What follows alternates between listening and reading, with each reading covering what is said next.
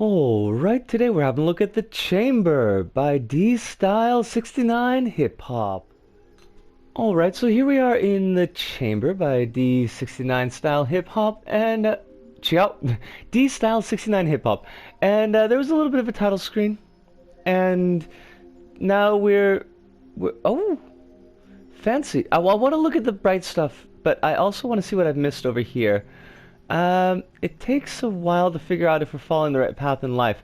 Well, my path is definitely for the bright stuff, so we're gonna go with that. Now, the actual title select page tells us that this is a kind of a tribute to Antichamber, and Truth in Advertising. I played Antichamber, and I don't remember anything from it, so I can't really compare. Be prepared to fall if you're constantly taking shots in the dark. That is so my life. Now, D-Style 69 Hip Hop did actually contact me and share this with me, and I'm always happy to take a look at creations that people have shared with me. Oh wait, that's what we already saw. Hold on a second. This must be where we're supposed to go. So by all means, if anybody has something they want to share with me, please do, and I'll try to. Hi, that was me. That's me falling. Can I jump? There's no jumping. I don't think. I'm hitting the buttons. There's no jumping. Some falls will show you paths in life that you weren't able to notice before. Oh my god, it's like it's looking into my brain. Figuring out what's the best path to follow may put you running around in circles. Do we have like a run command? No? Okay. We're gonna go here. I guess the story is gonna unfold as it will. Persistence will eventually give you answers. Okay, and here are our answers here, I suppose. It's hard to make a decision when you don't know the outcome, blue or red. Well, if blue is for boy and red is for girl, then we're definitely going red. Right? This isn't like a blue pill, red pill kind of thing, because I always forget which pill is the right pill, and which pill is the asshole pill. And so some paths won't lead you anywhere. But see, we're on the girl path, so we're gonna run with that. But I guess we gotta to take the boy path for a little bit. Or maybe we don't need to take either path. Maybe we're going for a non-binary choice. I do like how this level is kind of unfolding itself around us. I'm not seeing... if you can't find a solution, step back and return to the problem later. With time comes change. That is true. That is really true. There aren't seams that I'm noticing in the level, and I really like that a lot. Some decisions have permanent consequences. Girl path. Girl path. Please. Nothing is impossible. There's always a way out. I'm kind of loving it, to be honest. What do we got? In the midst of a crisis, becoming grounded individual can invert your situation. That's true. Now, we can't jump, so can I actually get up here? I can't, is the thing. Can I... What do I do here? I've just gotten myself sick, basically. How do I... There we go. Okay. No. Alright. I think we've... Yeah, we're on basic controls again. I kind of want to run this out all the way. And... Space! Excuse me, I said space! What's going on? Start to invest enough time and effort into something and you'll eventually see signs of progression. Okay, I can dig it. Every journey has to come to an end. That's not dark at all. All ends are beginnings. Okay, that's a little bit brighter. What do we got here? The test 01 completed. Were we in a test? Were we being tested? Did I succeed? Can I be a real girl now? That's not true. I am a real girl.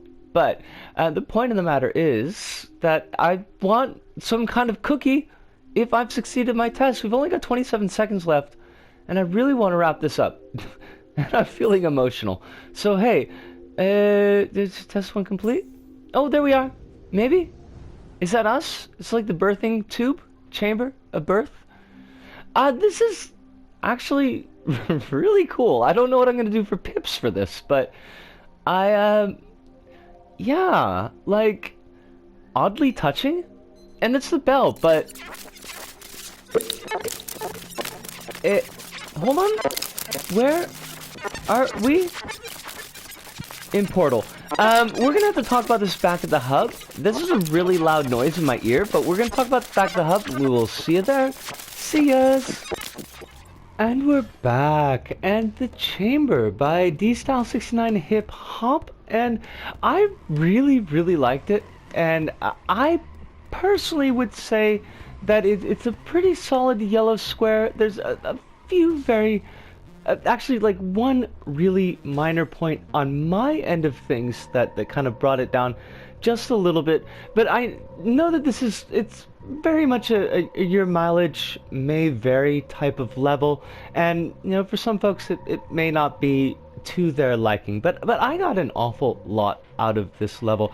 I really liked the presentation of the level. I know that it's fairly simple. You know, you've got like white hallways that are just marked out by swaths of really bright colors or slightly weird effects, but the presentation may not seem to be a really big thing for some people in this particular level, because it's not like hyper detailed. It's not gorgeous and vast like we've seen in other levels even that we've looked at on the show. But I think that it really sells its environment. I think that simple nature of the maze that you're going through really works for what the level is trying to say. And that, I think, is a key point in presentation, that levels creations don't necessarily need to be vast and epic and huge and hyper detailed if that's not what the creation is trying to sell. Sometimes you can over-present a level, make it grander than it needs to be, and that will pull the player's concentration and focus away from what you're trying to tell them. So here, this very minimalistic style, I think really works well. I like the story that is being presented on the level, that you got the little bits that are on the wall that you've got to kind of look at and figure out what's going on, if that is what you want to do, and I think you should, because that is the purpose of the entire creation here.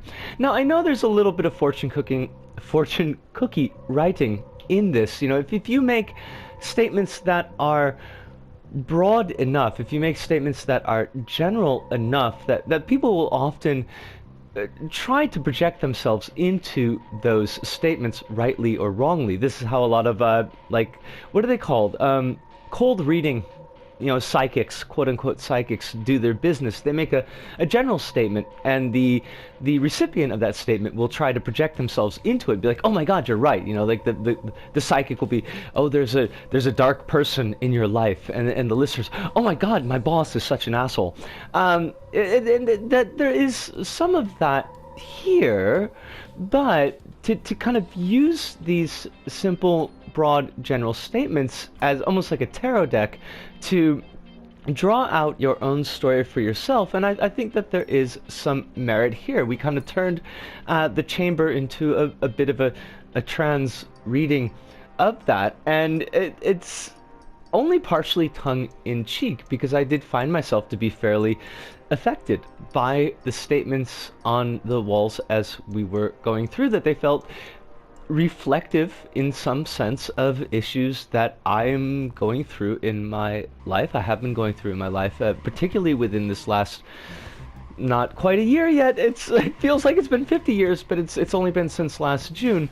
And that, to me, I mean, maybe from your perspective where you are in your life, and you will read a completely different story into the exact same statements that I was reading.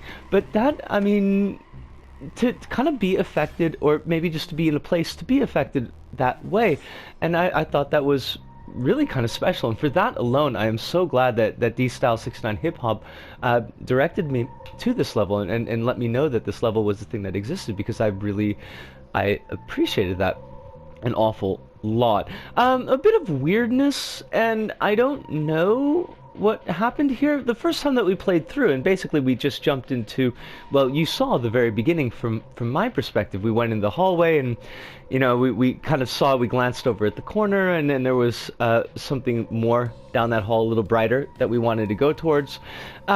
That's not where I started in my second playthrough. The second playthrough that I started at, and I was actually in an area that described the controls for me, like a little tutorial page. I don't know why that would show up in the second time and didn't show up in the first time. You know, I'm shrugging my shoulders here. You can't see it because I can't get the character model to do that, but that was a little bit odd. That's not a negative point, it's not a down point, but I don't really know what would have triggered that. One thing I did mention in the video that I thought was really, really cool is that everything felt very seamless. You know, things are obviously opening up or changing around you, but you don't notice it. There's no break in the level to announce that these things have happened, and I thought that was a really, really cool effect. One negative point, slightly negative point that I found both in the video that we played, but also when I was playing through the second time, in areas where the controls get inverted, and it can be really disorienting, and sometimes you can kind of get yourself hung up where you're not, like, the ground that you're standing on isn't the ground that you're supposed to be standing on, so the camera angle is really, really weird, and turning it to get to where you need to be can be just a little bit nauseating. It's not a big deal, but I do think that kind of on an accessibility standpoint, for people that have issues with like quick changes in perspective or weird motion shifts like that might bring it down for them. And for me as well, I did find it to be like, ooh, just a little bit, ooh, in those sections. I don't really know what was causing that or how it could be repaired, but it was kind of an issue that I saw. Now, we got to the very end of it, and there was kind of a little bit of a portal thing going on, and that's actually mentioned in the title page, that this is a kind of an homage to Antechamber, but is also a kind of prequel to Portal. We don't really see very much of that chamber. It seemed like it faded out really quickly for me the second time through, whereas I got to wander around just a little bit more in the first playthrough. I don't know why that would have been either. It was kind of cool, and I thought that the portal chamber was well designed, but you don't really get to see it for very much. I liked this level a lot. I found it to be a very affecting level, and that's something that creation, not level, it's something that I do really appreciate in Dreams, that Dreams does kind of give it gives a little bit more freedom to give these kind of emotionally compelling stories. As much as I love Little Big Planet, and I love Little Big Planet, it is kind of constrained by the format that we're in, you know, kind of like dealing with sack things and things like that, and it's a little bit hard to set up a strong emotional punch when you're dealing with that type of creature, when you're dealing with that type of avatar. And I think that Dreams gives a little bit more freedom in that regard because it is so open, and D-Style 69 Hip Hop has done a really good job with this one.